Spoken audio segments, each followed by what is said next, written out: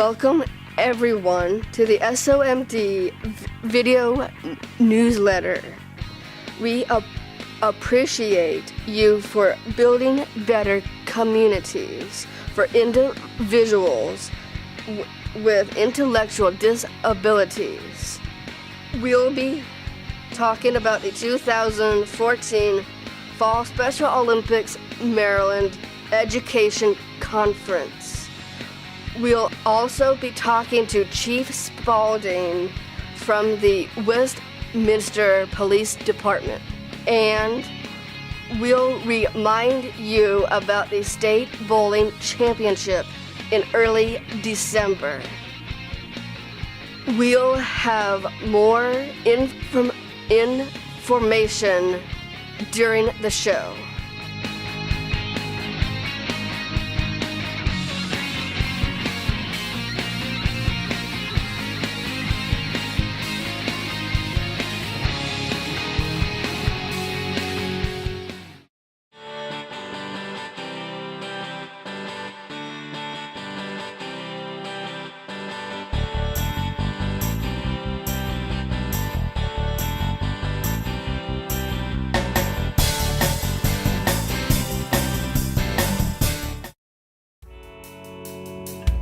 Today, I'm here with Chief Spaulding of the Westminster Police Department, and I am totally thrilled to be speaking with him. Thank you for your time being with us. Always great to see you, Adam. This year's International Law Enforcement Torch Run program states what started as a humble idea to involve law enforcement in the community and support Special Olympics now leads the world in opportunity and hope for those with intellectual disabilities. Why has this partnership worked so well? Well, I think first and foremost it works so well because over the course of the years of the torch run, so many police officers have had the opportunity to have one-on-one relationships with athletes and their families, just like you and I have had for a number of years here in Maryland. It's those relationships that reinforce the value of Special Olympics and the importance of what we do in the torch run, and it just causes people to commit their time and their energy and their efforts to go out and work on behalf of the torch run and Special Olympics. That's what it's been for me. You know, the first time I went to an award ceremony and presented an award, it struck a chord with me that has stayed with me ever since. And since then, I've had so many incredibly powerful interactions with athletes and their families. It's just one of those things that starts as a mission, ends as a passion. Being part of the law enforcement torch run, what has it accomplished to date for you? Well, for me, I think it's made me a better person. I certainly have accumulated many friends and wonderful relationships with athletes and their families and law enforcement officers around the world that share the same passion that I do. So for me, that's been wonderful. For Special Olympics, what we've been able to accomplish as a team in the law enforcement torch run is to raise more than $3 million last year for the athletes here in Maryland. Internationally, we raised $55 million last year, and collectively through the history of the torch run, we've raised over $550 million for Special Olympics. And wow. That's a pretty daunting record, but it's something that just drives us to do more as we go forward. What do you think the torch run has left to accomplish? Well, as we know here in Maryland, there are many people with developmental disabilities that could benefit from Special Olympics that either don't know about it or don't have the connections or the resources to avail themselves of Special Olympics. So that we know that we're only reaching a small percentage of those who could really benefit from Special Olympics. And Maryland is a very progressive state as compared to many parts of the country and many parts of the world where Special Olympics is hardly known. As I've done the international torch runs in Japan and other places around the world, I've been amazed to find out how little people really know and understand about the life-changing work of Special Olympics. And So there's plenty for us to do here in Maryland as well as across the world to educate people about the life-changing benefits of Special Olympics and get those people, those individuals that could benefit from these programs. And while we are still working to raise funds to support all the costs that's associated with doing the wonderful things that Special Olympics does. You were recently awarded an award at the 2014 International Law Enforcement Torch Run Conference in New Orleans, Louisiana. Would you be willing to share the name of those awards and what they represent? Well, I received the Richard Lemunion International Hall of Fame Award from the Law Enforcement Torch Run Executive Committee. That award obviously named after Chief Lemunion that founded the Law Enforcement Torch Run. It is an incredible honor to be included in that group of individuals who have, many of who are personal heroes of mine, like John Noonan and many others that have spent a good portion of their life serving this very humble cause. It's pretty incredible, almost unbelievable that I would be included in that mix. I usually prefer to be behind the scenes, not in the limelight, but I was very honored and humbled to be the recipient of that award in New Orleans. And what it's done for me is just to cause me to rededicate myself to doing more and better for the athletes of Special Olympics, and that's what I will be doing. How did you feel being honored by your colleagues and fellow law enforcement officers fellow law enforcement from all around the world? Well, happy to say the least, overwhelmed, humbled. It was a pretty incredible experience. At the conference, there were about 1,100 police officers from around the world that do the same thing that I do here in Westminster and Carroll County in their communities. And so they all get it, and they understand the importance of what we do. So to be acknowledged in that venue was just very, very special, and certainly something I consider one of the highlights of my law enforcement career. When I heard that, I was very proud of you. I got your text message, buddy. I was so thrilled for you. Well, thank you. You do so much behind the scenes, but you definitely deserved it. So. Well, thank you, Adam. That's high praise coming from you, my friend. Would you like to share with us one or two Special Olympic moments that define the movement and its relationship with law enforcement? Well, every year as we do our local torch run here in the county, we run 5 torches actually from the corners of the county here to Westminster. Then we all join together as a team and we run the final leg through the streets here.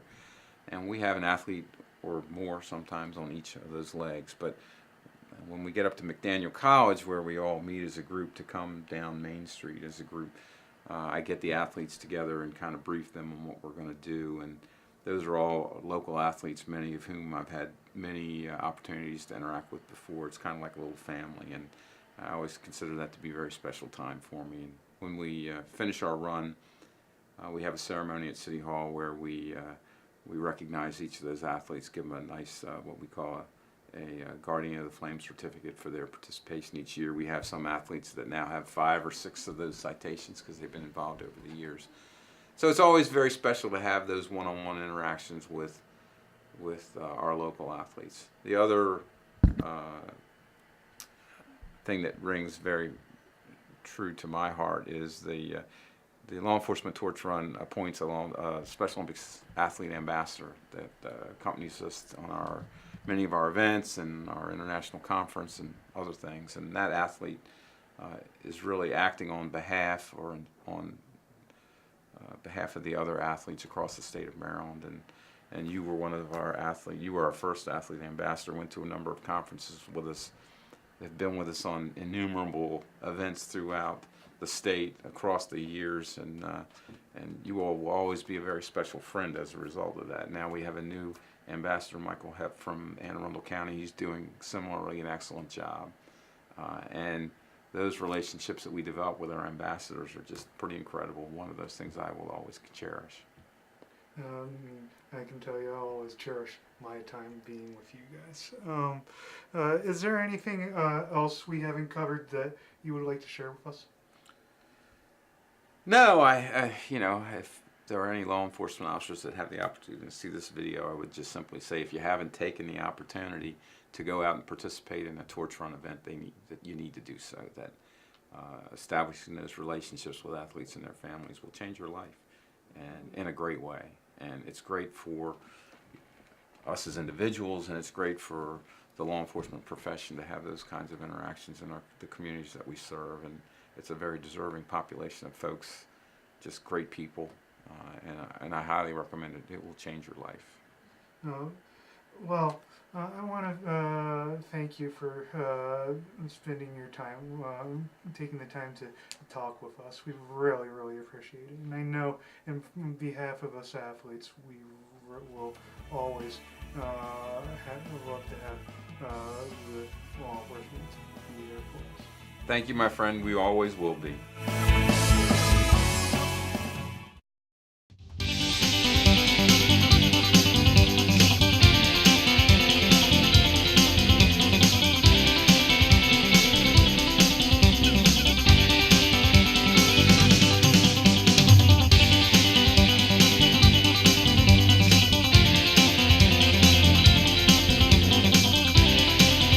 Thanks to the exceptional support of businesses and corporations, large and small, 6,973 Special Olympics athletes participate in 24 sports, training and competing year-round in communities all across Maryland.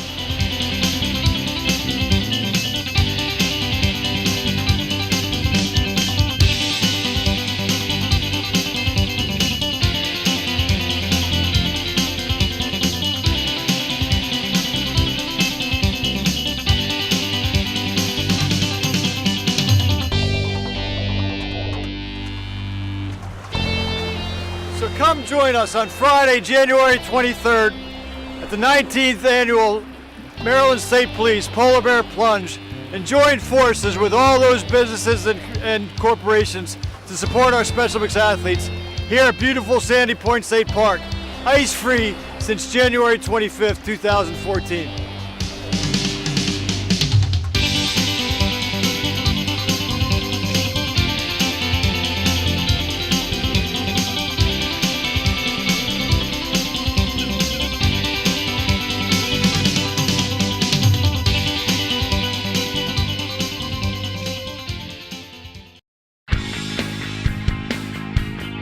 Do you have an idea for a story, an athlete or coach to put in the spotlight, or an experience to share?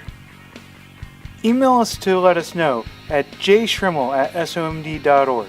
That's JSCHRIML@somd.org with your name, story idea, and how to get a hold of you. The 2014 Fall Special Olympics Maryland Education Conference provides an opportunity to enhance professional development, expand our channels of communication, and benefiting from the knowledge and experience of outside leaders, peers, and SOMD staff. This training will occur on Friday, November the 21st and Saturday, November 22nd at the Towson University Marriott Conference Center at 10 West Burke Avenue, Towson, Maryland. For more information, you must register by November 10th, 2014 at the link below. Courses include Friday night from 6 p.m. to 9 p.m. the area directors meeting. On Saturday morning, November 22nd, the following sessions are available: the area directors meeting, Strive Core, sports-specific dryland snowshoe training, and the Athlete Congress. Following lunch, the following courses will be available from 1 p.m. to 4 p.m. Fundraising, Special Olympics Program Quality Standards, a continuation of the Strive Core program, sports-specific dryland alpine training, and the Athletes as Coaches session as part of the Athlete Leadership Program.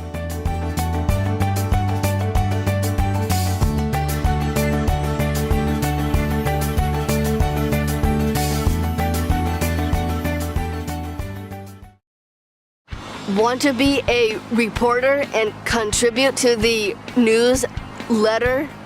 We can't be everywhere. So if you are interested in learning to be a reporter, please let us know by emailing jschrimmel@somd.org with your name and contact information. Thank you for tuning in. We'll keep you posted with more amazing SOMD events. This is Candace Whiting, and we'll see you next month.